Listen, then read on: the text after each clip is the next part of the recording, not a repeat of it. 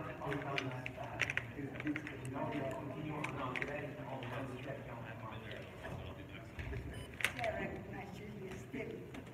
morning, everyone. My name is Marvin Rotrand. I'm the City Councillor in the Snowdon District.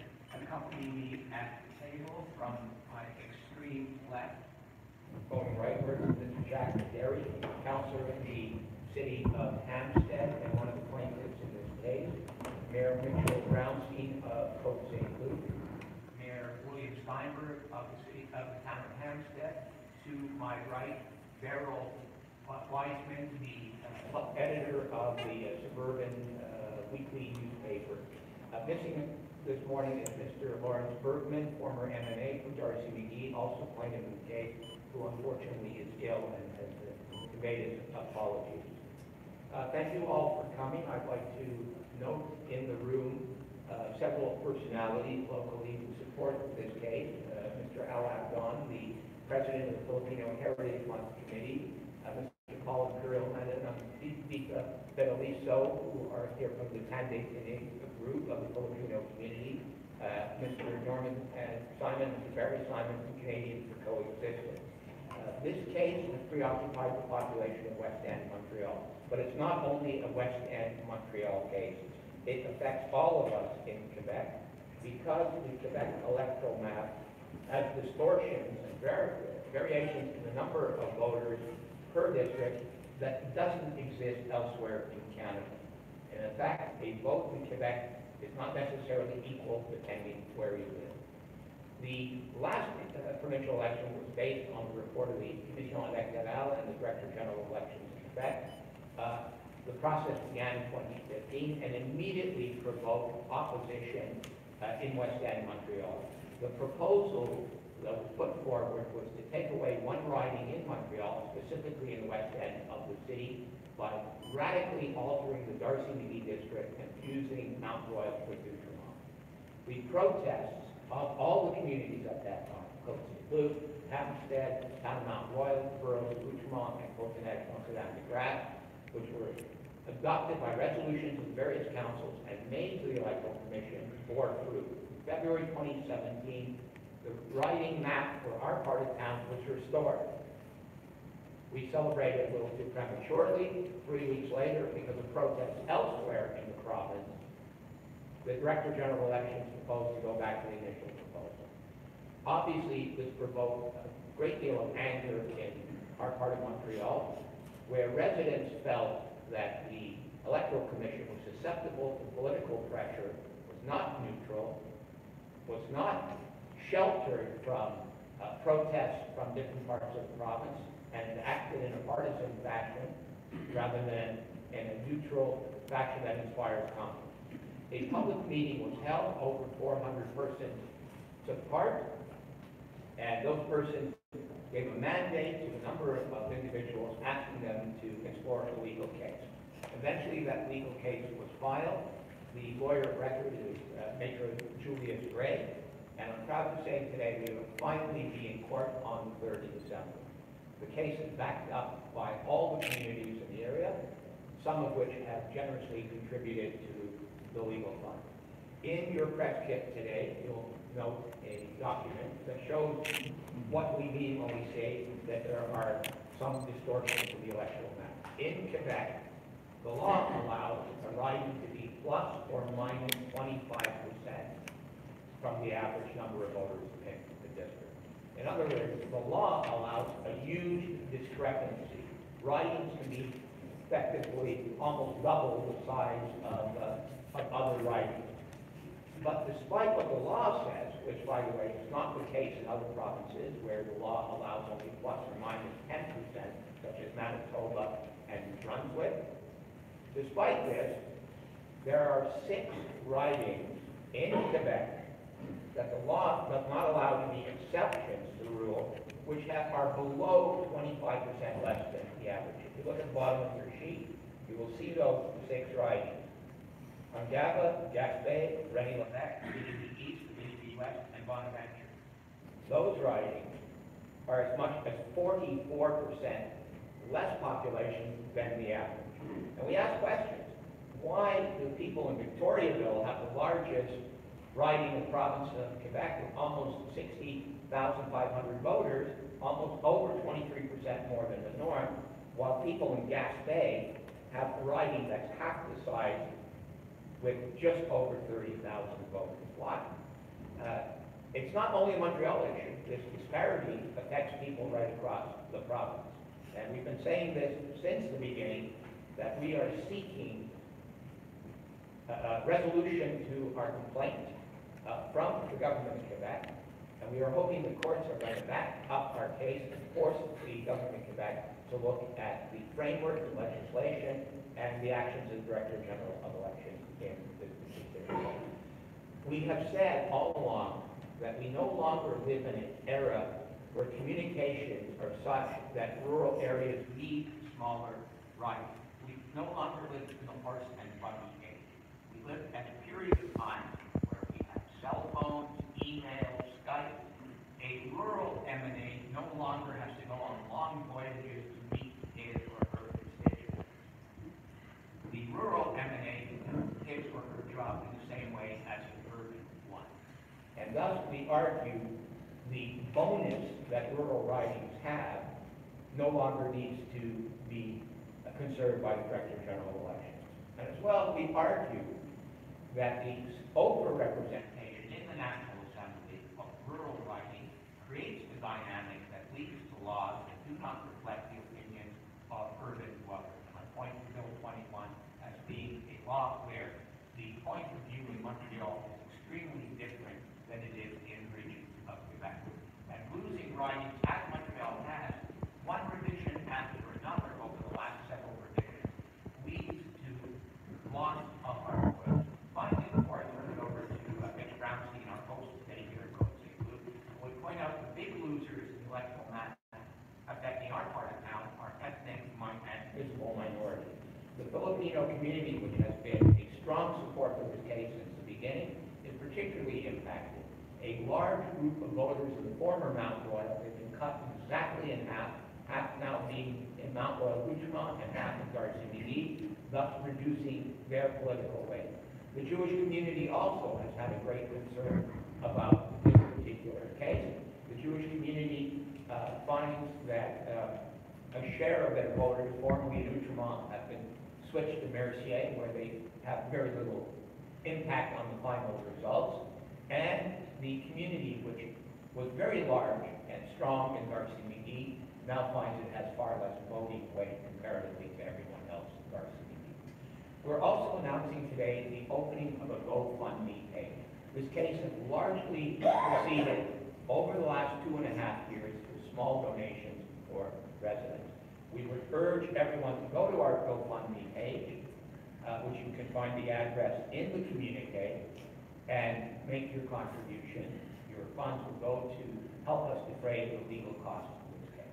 Can I meet Mitch Brownstein? I'd like Mitch Brownstein to speak on behalf of the city council. Thank you. So, the purpose of this press conference is primarily to get the necessary funds forward to pay for the case. The case is going forward. If we want it to succeed, we need to all contribute. Luke's contributed $7,000 that we need to match funds up to a certain amount. So people have to go to the GoFundMe page and support the campaign. Now this is a totally unfair situation, particularly for us. People, it's people who are like MNAs, it's not regions. And every individual should have the same vote and the same power, the same right to fair representation. It's not appropriate to look at it in terms of regions, not to look at it as people. That's what democracy is all about. So that's why we in the city of Côte are strongly supporting this case. We want to make sure that every person has an equal vote, and not that one riding has twice or even more than twice the influence from their vote than our vote. And right now, our vote has been diminished. The power, the strength of every person's vote in Côte Saint-Luc has been diminished to less than half of the vote from other ridings. So we need to contest this law strongly, and the only way that we can do that is in courts. So make sure to support this financially so we take it right to the end. And our lawyers tell us we have a very good case. So let's see this right to the end. Thank you. Mayor of Hampstead to speak. The town of Hampstead has generously agreed to donate $7,000 to the electoral fund, matching residents' donations. So Hampstead residents, if you don't donate, that money won't come into the case. So I'm urging all Hampstead residents to go to the GoFundMe page, make their contribution, or drop off their checks to Bill at Hampstead Town Hall. Bill. Well, it's payable. I really don't have anything new to add, but I'll highlight a few of the points that I think are important. One of them is the fact that Montreal has been steadily losing representation since I believe 1990. If we do the electoral map, it's less close for Montreal versus the region.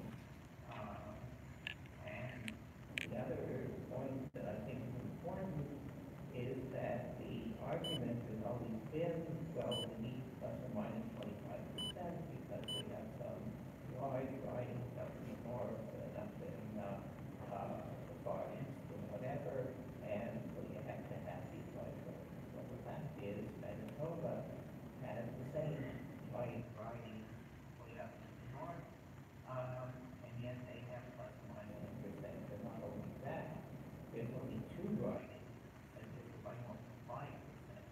So it's quite doable to have a much smaller variation. I also want to point out that this is not a case against the current or the previous Quebec government. This is a case against however, the current government does have the power to change the law. They're talking about possibly big proportional representation, not in the near term, not for the next election, possibly for the election after. That may or may not improve the situation. And I don't have a particular opinion on the proportional representation, but if at that time they make the writing, because we still don't have local writing, regional writing, make those basically equal in size, very by the same plus or minus 10% of the vote, then we'll have a much fairer system. And that may or may not happen, and if it doesn't happen in the short term, at least let's make the writing plus or minus 10% now. I mean, it's a great system. Even having plus or minus 25% distribution. But on top of that, have 6 more ridings that breaks the law, basically. The law just didn't follow. 6 more ridings to the left. That's a greater difference than 25%. And on top of that, there's still nonetheless included as a special division law. And so, there's no reason for it. And it has been very Montreal, at 8% the region.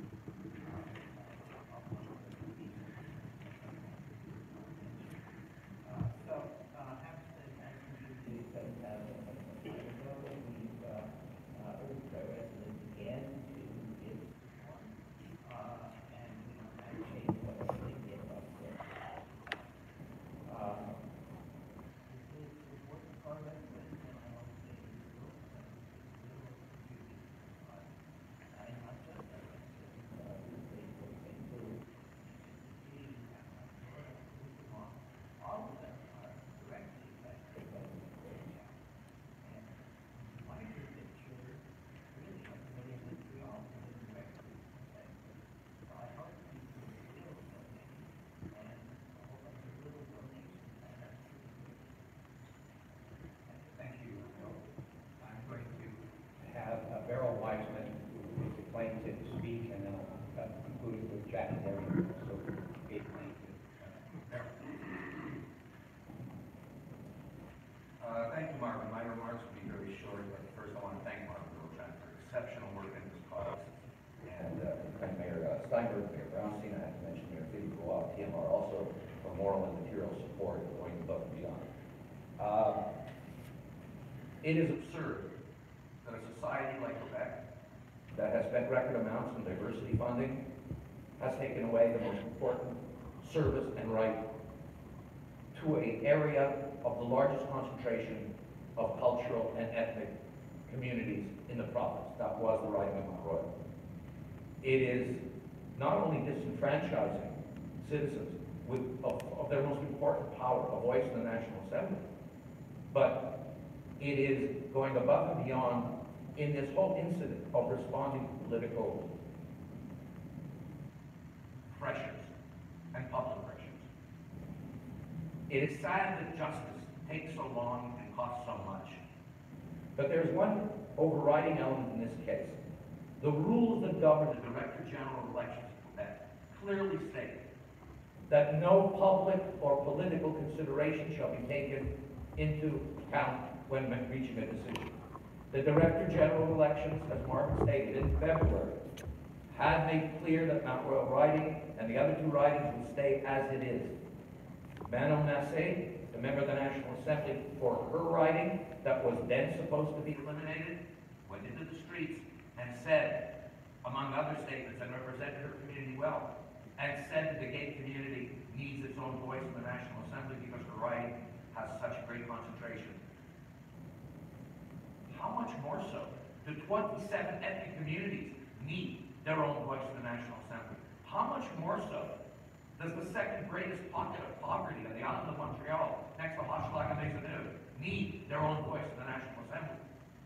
This is not a matter of people of means, of people of privilege demanding their representative back. This is a matter of people for whom government must function best, having their voice silenced in the National Assembly. And my final point is, as media, we have been called since the time of Napoleon IV the state of government, after the executive and the legislative and the judiciary. But in order for us to be effective, we need to make sure that the legislative arm particularly represents the people. There was no excuse for this decision. There should be no reason to lose this case. And I want to thank not just the residents of Mount Royal, but the residents of all of Montreal who have been so supportive of this effort over the past several years, morally and materially, and we ask you to come with us that one last extra mile as we come to what will hopefully be a successful conclusion. Thank you very much. Thank you very much, Beryl. Before I give it to Jack, I want to recognize a few people. Apologies on behalf of Councillor Wajsman from the City of Côte who are with us today. I also know the president of Ms. Lilia Esguerra, the president of BILGA, an organization that works with Filipino seniors. I recognize again the leading role that Filipinos in our part of town have played in this struggle, since they are so affected by the new boundaries and the loss of a riding in our sector. I also know President Mr. Armand Fujijabi, who is staff person to Pierre Arcon, the MNA in Mount Royal, and Ms. Liz Praz and Mr. Chris Savard representing David Birnbaum, the MNA of Darcy McGee. Concluding our part of the press conference, I'll ask Jack Edery, who is councillor in Hampstead, one of the plaintiffs, and push this case forward. Address it. It's essentially a question very fundamental to our society. Are we or are we not a democracy? And I think the reason that I'm a plaintiff is that if half of the voices that are voting have no value, then I don't see how we can legitimately call ourselves a democracy. And that's really what it comes down to. You have to be able to listen to the people, but at the end of the day, half the voices in our riding mean nothing. Then those people are disenfranchised, those people essentially have no say, and I don't think we have the privilege to call ourselves a democracy. Thank you. I'll conclude by saying it does have province-wide impact. We in this case, of course, a complete rethink of the electoral map. It's true, the government had mulled changing the electoral system. That will well in the future. But the least that can be done, and can be done quickly, the government's committed to it, is changing the norms of the variation between electoral districts. That will satisfy us. We're open to suggestions, but we will be in court on December 3rd if we don't come to some sort of conclusion with the DGQ report. Thank you.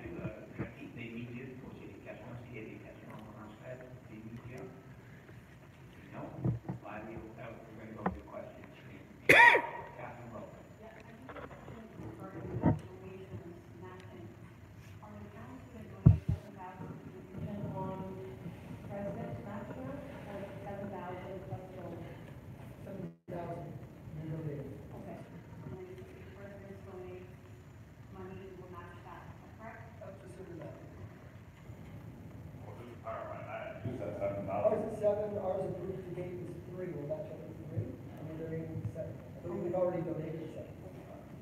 And it's Hampstead that's just announced a new $7,000.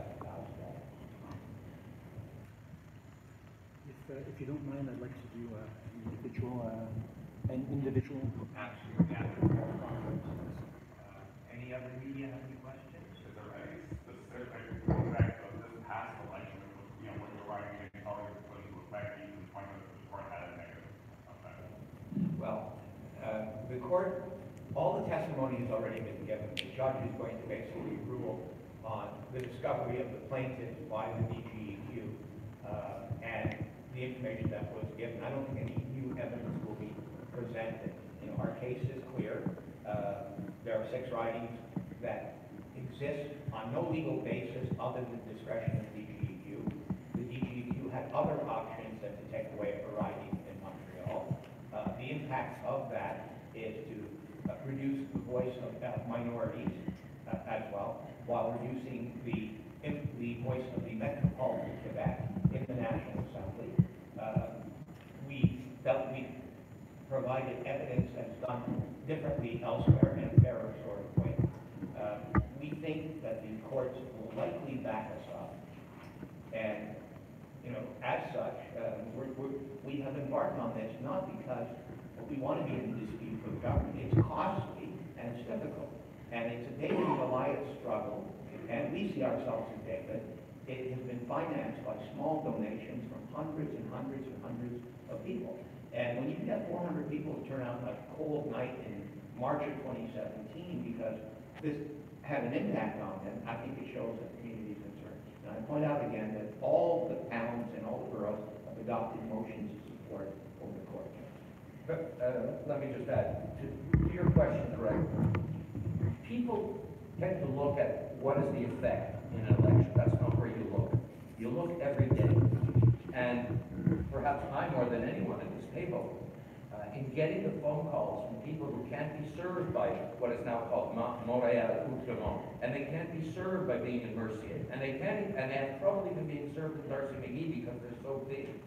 It's every day that people have problems. The former chief of staff, Derwin Cutler, I know how many calls flood the offices of public officials, of real problems of pension checks being lost, of citizenship issues, immigration issues, the 1,001 things that you have to deal with, and particularly in Quebec that is such a burden of compliance. That is what is being lost every single day. People's needs aren't being met. People's suffering is not being eliminated. Injustices are not being cured because the people aren't there. The government, the Director General of Elections has decided simply to remove a level of support for a vulnerable area by fiat and in reaction to opposition of removing another seat, that of Madame Massey's in her argument for the LGBTQ community. An argument is proper, and the same argument we made for the cultural communities of Montreal. It's an everyday problem. It's not a matter of If there are no other questions, I will call for the thing specifically Bill 21. I don't think Bill 21 would have happened if we had Proper before you are. I'm going to invite the media to one-on-one interviews with whoever they would like at the table. Thank you all for coming. I really appreciate the presence of citizens who came to show